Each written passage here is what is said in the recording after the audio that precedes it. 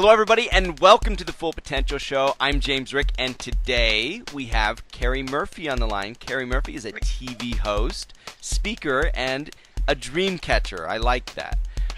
You can learn more about Keri Murphy at kerimurphy.com. That's KERIMURPHY.com. Keri, thank you so much for being on the show today. You are very welcome, James. Thanks for having me. I love what you're doing. Thank you so much. So, let's start with Dreamcatcher. I like that title. What is it that a Dreamcatcher does? Ooh, a Dreamcatcher helps people focus on what they really want in life and helping them get there. So we all have amazing potential, and unfortunately, not enough of us are doing what we want to do every day. So I help people live out their dreams. Well, and so what would you say are some of the critical things that apply to pretty much everybody? Just starting out, they have a dream, but now they've got that gap, the gap to get from where they are to where they want to be. What are some of the suggestions that you offer those folks? Well, of course, it's always really important to have a plan and all of those business detail things. I'm a big vision person, so I look really big, but then the details for me, you got to know what steps you have to take to get to where you want to be. But I think the most important thing is who you surround yourself with.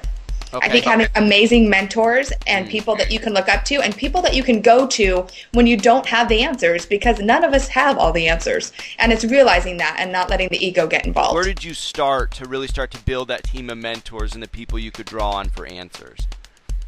They were people that I looked up to, James, and it wasn't always apparent. Like, this person, I'm going to go find them and make them my mentor, whether they like it or not. Getting out there, networking, believe it or not, finding people that are doing what you're doing and just making relationships, because that's what life is all about, is your relationships. And those usually will grow into something bigger. So I say find the people that you admire, start hanging around in those circles, and then before you know it, you're going to make friends that want to help you and want you to succeed. How do you help them identify their purpose? I think that most people know what it is that excites them in life, what it is that they're good at. And I say to them, what do you love to do? And then once you start working that out, for some of us, it's just innate within us. For others, it's a bit of a challenge or a struggle to find what it is.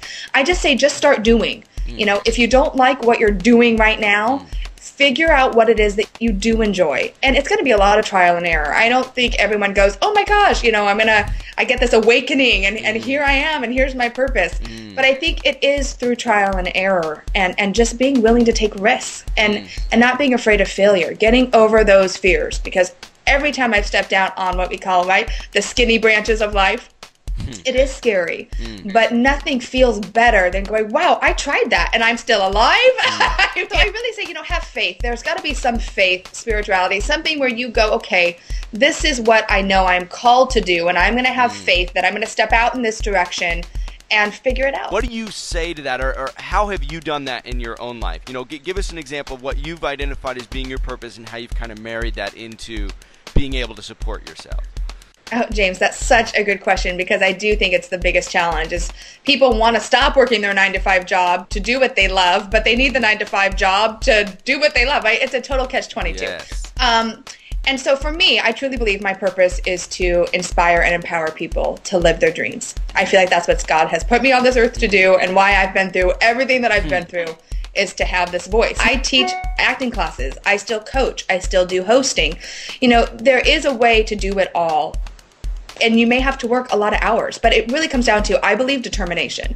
To know that your why is big enough, as I say. Your why is so big that you're willing to work your 9-to-5 job and work weekends and figure out time in the evening to start building what it is on the side that is going to create the momentum to get you to where you want to be. And I will say momentum is the most amazing thing, because unless you put it out there, the ship's not going to sail, people. You can't keep it inside your brain and go, gosh, I really wish I was doing this, but I can't. That's not a word in my vocabulary, nor should it be in anyone else's. This is Keri Murphy. You can learn more about Keri Murphy at kerimurphy.com. Keri, thank you so much for being on the Full Potential Show. You are very welcome, James. Thanks so much for spreading the good word. Absolutely. This wraps up the Full Potential Show. Be sure and subscribe to learn and get more positive programming for your brain like this. And again, you can learn more about Keri Murphy at kerimurphy.com. Thanks again so much, You're Keri. welcome. Bye-bye. Bye. Well, that concludes this week's episode of the Full Potential Show, your number one non-boring source for personal development. I'm James Rick, and if you want to get more positive programming for your brain absolutely free on a weekly basis, just visit fullpotential.com.